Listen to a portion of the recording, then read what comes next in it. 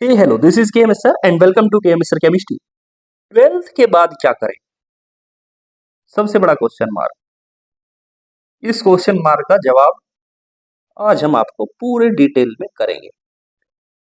क्या करना है आपको 12th के बाद? देखिए, आप अगर पीसीबी के स्टूडेंट थे, पीसीएम के स्टूडेंट थे, या फिर आप आर्ट साइड के स्टूडेंट थे, आप कॉमर्स के स्टूडेंट थे, सब कुछ आज आपको बहुत डिटेल में हम बताएं। सो स्टार्ट करते हैं। देखिए, मैं आज आपको बताऊंगा, दो कैटेगरी के स्टूडेंट मैं यहाँ पे रखूंगा। एक कैटेगरी तो मैं बच्चों आपको रखूंगा, कुछ बच्चे तो ऐसे होंगे जो चाहते हैं कि हम तुरंत से 12th करें और तुरंत हम सक्सेस हो जाएं, मतलब तुरंत जॉब चाहते हैं आप, यानी कि आप पैसा चाहते हैं, कहने का मतलब है। कुछ बच्चे तो ऐसे होंगे और कुछ बच्चे जो हैं वो धैर्य रखेंगे और अपने आप को लंबा एजुकेट करना चाहेंगे और उसके बाद वो सक्सेस होना चाहेंगे। दोनों की बात करूंगा। देखिए, सबसे पहली बात, अब अगर आप तुरंत चाह रहे हैं, तुरंत जॉब चाह रहे हैं, तो आपको जाना होगा कॉम्पिटेटिव एग्जाम की तरफ। कॉम्पिटेटिव एग्जाम की साइड आपको जाना होगा। कौन कौन से कॉम्पिटेटिव एग्जाम होंगे? नीट, जेई, बैंकिंग, रेलवे वगैरह वगैरह, ए टू जेड में सबकी बात करने वाला हूँ इन डिटेल। देखो, अगर आप तुरंत चाहते हैं कि आप बेहतर हो जाएं, अपने जीवन को इम्प्रूव करें, तो आपको जाना चाहिए कॉम्पिटेटिव एग्जाम की तरफ। सबसे पहली बात, सारी चीज डिटेल में करेंगे। सबसे पहली बात, कॉम्पिटेटिव एग्जाम। सबसे पहले आप जैसे कि एग्जाम्पल ले सकते हो एनडीए का। कौन सा कोर्स जो होगा किस साइड के लिए होगा? बहुत से कोर्स पीसीबी के लिए हैं, बहुत से कोर्स पीसीएम के लिए हैं, बहुत से कोर्स आर्ट साइड के लिए हैं, कॉमर्स के लिए वगैरह भी हो सकते हैं। तो हम जो कोर्स बताएंगे उसको या कॉम्पिटेटिव एग्जाम बताएंगे उसको ये भी बताएंगे कि किसके लिए हो सकता है। देखो, एनडीए आपको मालूम होगा, ये डिफेंस के लिए होता है, नेशनल डिफेंस अकेडमी। आपने जानते होंगे इसके बारे में।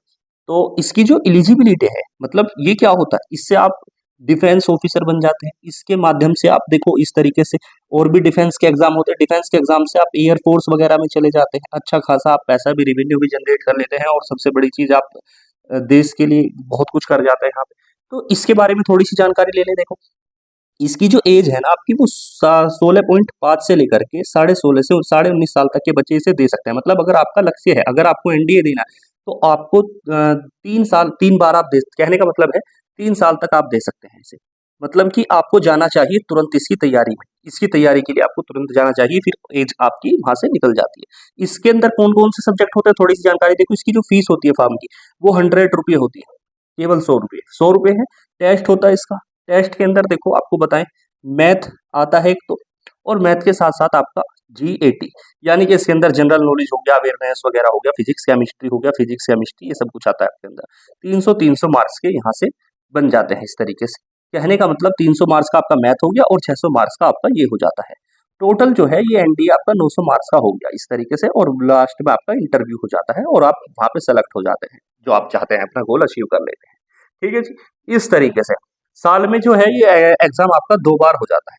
साल में एग्जाम ये आपका 2 बार होता है। इस तरीके से आप इसकी तैयारी कर सकते हैं। अगर आपने फिजिक्स, केमिस्ट्री, मैथमेटिक्स अच्छा है, तो आप बेहतर तरीके से ऑफिसर बन सकते हैं यहाँ पे जाने के बाद। देखिए, आगे बात कर लेते हैं। अगली बात, दूसरा कंपटीशन एग्जाम। देखो, मेरी नजर में ये सबसे बेहतर कंपटीशन हो सकता है अगर आप जाएंगे तो, और डिपेंड करेगा कौन सा स्टूडेंट कैसा है। वो अ, आप जो है कौन सा एग्जाम आपको देना है, बहुत सारे एग्जाम है, कौन सा एग्जाम आपको देना है, कौन क्या आपको करना है। पहली बात तो आपको देखना सब कुछ है, और डिसीजन जो लेना होता है वो किसमें आपका इंटरेस्ट है, वो आपका काम है। दूसरा, आप जो एडवाइस लेंगे, पहला काम तो आपका है, जो एडवाइस लेंगे वो आप केवल एजुकेटेड पर्सन से ले, किसी से, यानी या अपने टीचर्स जो होते हैं वो आपको अच्छी तरीके से जानते हैं, आप कितने कैपेबल हैं, उनसे आप एडवाइस ले सकते हैं।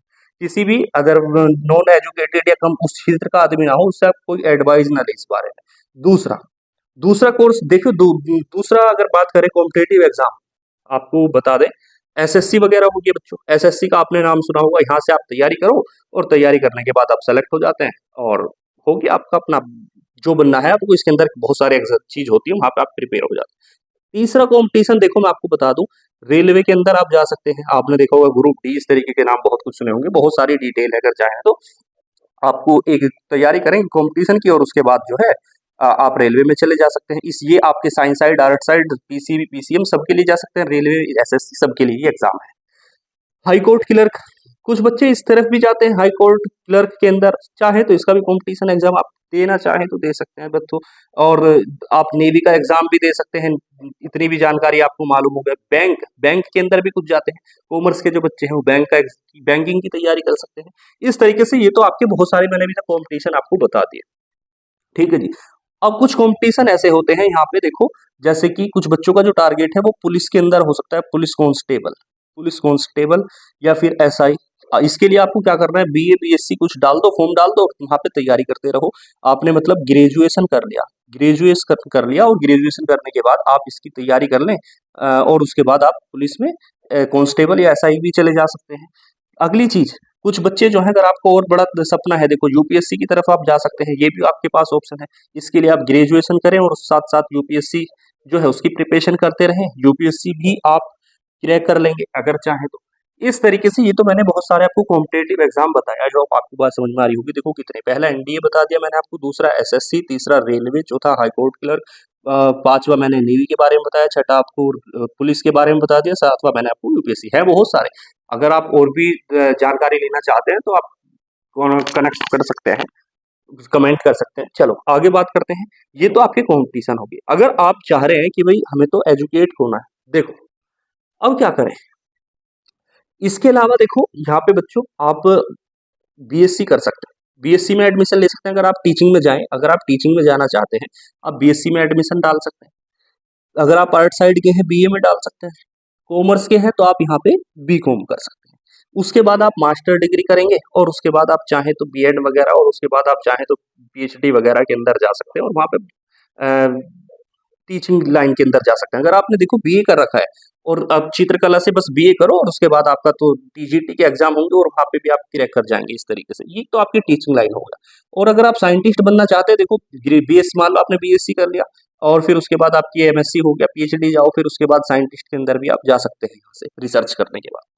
ये आपका टीचिंग का भी चॉइस है और आपका साइंटिस्ट वाले भी चॉइस होगी। आगे चलते हैं। इसके बाद देखो आप आईटीआई कर सकते हैं। आईटीआई करने के बाद रेलवे के अंदर कुछ जॉब्स आपको मिल जाती है, और भी कई सारी चीजें आपको देखने को मिल जाती है। आईटीआई कर सकते हो और आईईआरटी भी कर सकते हो, ये भी इसी तरीके से है। एक और चीज आपको बता दीजिए, देखिए आप पॉलीटेक्निक कर सकते हो, पॉलीटेक्निक कर सकते हो आप। पॉलीटेक्निक के अंदर आपको इंजीनियरिंग है, लेकिन मैं फिर से ये कह रहा हूँ कि चॉइस आपकी है। अगर आपको कोई सा भी कोर्स करना है तो आप अपनी चॉइस रखें, और उसका डिटेल जो है किसी अच्छे भी व्यक्ति से या मुझसे आप जानकारी ले सकते हैं, डिटेल जानकारी इस बारे में। आगे भी बात करते हैं। इसके बाद देखिए, और क्या बनना चाहते हैं, रिपोर्टर, रिपोर्टर बनना चाहते हैं, पत्रकार, पत्रकारिता में जाना चाहते हैं, बीजेएमसी कर सकते हैं, शायद यही है बीजेएमसी। बीजेएमसी कर सकते हैं, पत्रकारिता में चले जा सकते हैं। पत्रकारिता के अंदर भी बहुत स्कोप है। आप चैनल बिल्ड कर सकते हैं, अपना चैनल, जैसे कि बहुत सारे चैनल्स हैं उनके अंदर आप वर्क कर सकते हैं, वहाँ पे बहुत अच्छी खासी सैलरी भी आपको प्रोवाइड हो जाती है। और आप मतलब कहने का मतलब है आप मास कम्युनिकेशन फील्ड में जा सकते हैं, मास कम्युनिकेशन फील्ड के अंदर आप जा सकते हैं पत्रकारिता के अंदर। यहाँ पे भी अच्छा खासा स्कोप माना जाता है, अगर आपके अंदर क्षमता है, आपका इंटरेस्ट है तो। ठीक है, एलएलबी क्या कर सकते हैं, देखिए आर्ट साइड के स्टूडेंट है, ये भी अच्छा ऑप्शन है आपके पास, एलएलबी कर सकते हैं। एडवोकेट के लिए एलएलबी, एलएलएम, इसके अंदर भी आप चाहें तो जा सकते हैं। कुछ लोग जो है वो बीएलएड की तरफ भी चले जाते हैं, 4 साल का, कि भाई छोटा सा टीचिंग कोर्स कर लो और उसके बाद प्राइमरी के टीचर बन जाओ।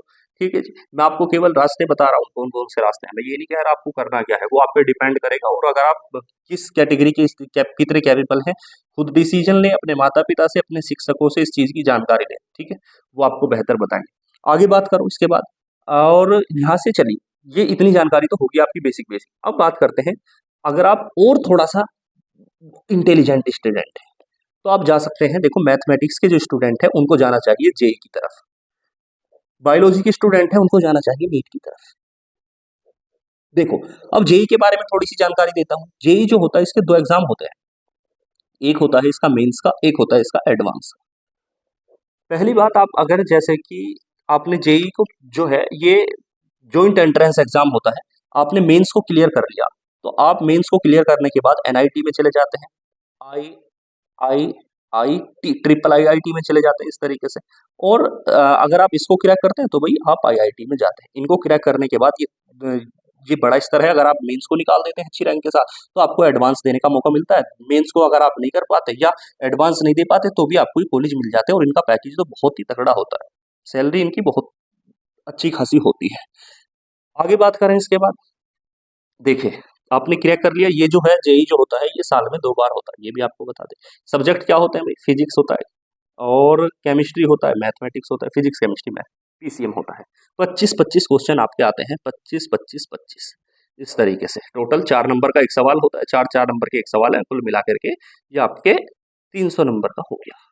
साल में 2 बार होता है, आप तैयारी कर सकते हैं इसकी।